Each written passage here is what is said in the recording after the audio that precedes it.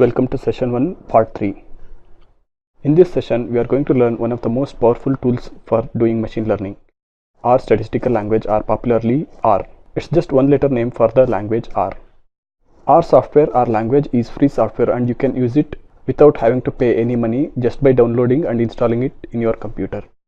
You should think that R is both a language and also an environment where you can execute R scripts. If you are not aware of free and open source software, you might be wondering how R can be free. Well, free and open source softwares are softwares with special licenses that encourage free sharing without lots of restriction and usually developed by a group of volunteers. Similarly, R is developed and maintained by R Foundation and R Core Development Team. There are many environments in which R programs can be run. We will stick to standard R environment, which is used and tested by hundreds of thousands of people.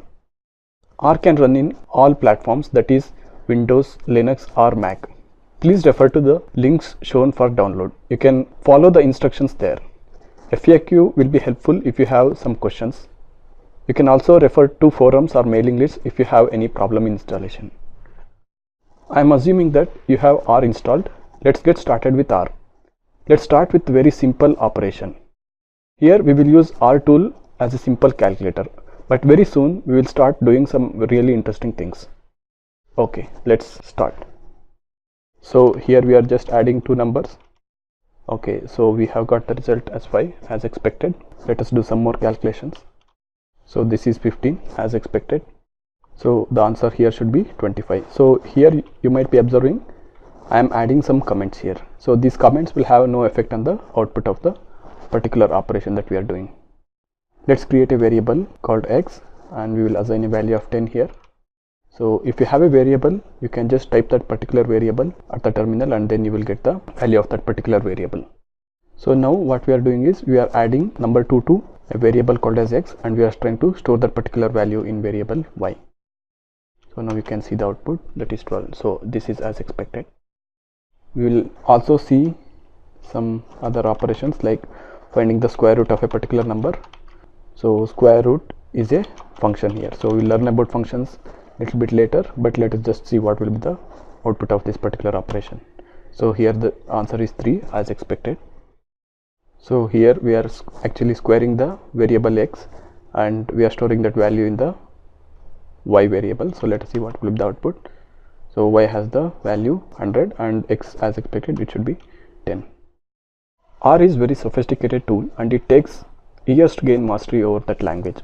However, there are some basic concepts that you can learn easily that will help you to get started. If you know programming languages like C or Java, you will be able to understand and compare concepts a bit easily. Data type basically tells you the type of variable stored in R. Remember, variables can be of different type. In other words, you can just tell if it is a number or text or boolean. Data structures in R refer to different ways in which we can systematically store and process large number of values together. Data will not be just one variable or one value. Usually it will be in form of table or some other structure containing large number of values.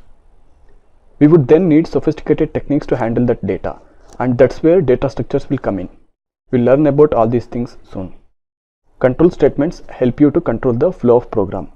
We can either use conditional statements or loops. Conditional statements will execute a portion of code depending upon the truth status of a particular statement.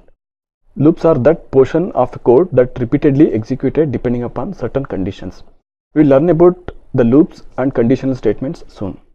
Concept of function in R is similar to concept of function in other programming languages, or for that matter similar to the mathematical concepts of a function. Here you can think of functions as independent programs that return an output given an input. This is a crude definition, but I hope you get the point. For example, if you consider square root function, 9 is the input and 3 is the output. Anyway, we'll learn about these functions in this session. Packages are collections of programs and data usually related to a specialized task. For example, we can have a package related to geometry or a package related to biology. There are literally hundreds of thousands of free packages available and we can download and install these packages to use functions available in that particular package. Scripts are usually the files that contain series of R commands and they are very specific to the task being done. While functions are written to be as general as possible, Scripts contain task-specific code. Now let's just have a look at different data types and data structures that we will be dealing with in our course. There are 4 basic data types that we'll be dealing with, that are numeric, integer, character, or string, or text and boolean, or we can also call it as logical. And important data structures we will be discussing are vectors, arrays, matrices, factors, lists, and data frames. Let's go and try to understand each of these things in detail. Integers are basically full numbers like 0, 3, minus 10, etc. They can't be numbers like 3.5 or minus 0.3. Numerics are both full numbers and fractions or decimals like 3, minus 3, 5.523, etc. If you have variables whose value is text like name of a person or that of a city, we'll call that as character or sometimes as string. It's important to note that when we are defining the character variable or string variables, we use single quote or double quote around them. Booleans or logical variables are special types of data types where the value is either true or false. They will be very helpful when we are creating conditional statements. So let's just see some of the data types that we just discussed now.